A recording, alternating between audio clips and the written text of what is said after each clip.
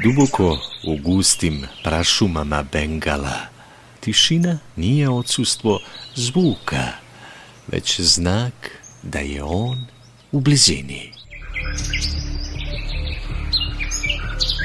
Narandžasto krzno sa crnim prugama čini ga gotovo nevidljivim u igri svetlosti i senke.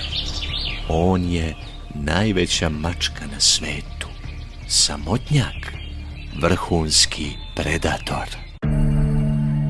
Svaki mišić je spreman, svaki čulni receptor fokusiran na metu. Kada tigar krene u napad, on ne trči, on eksplodira.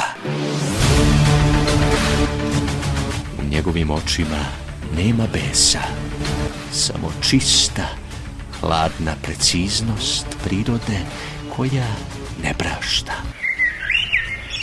Meta je uočena. Mladi jelen, nesvestan opasnosti, spušta glavu ka vodi. Tigar se spušta nisko, skoro dodirujući tlo grudima. Svaka šapa dodiruje zemlju sa hirurškom preciznošću. Bez jednog slomljenog pršljena, bez šuma suvog lišća, napetost u vazduhu je skoro opipljiva. Sada! Džungla oživljava u sekundi. Eksplozija mišića i kandži.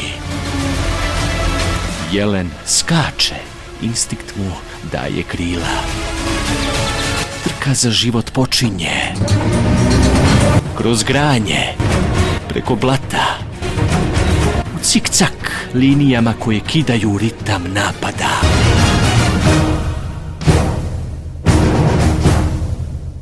Samo 1 santimetar. To je bila razlika između obroka i gladi. Jelen nestaje u gustišu, a gospodar džungle ostaje sam u tišini.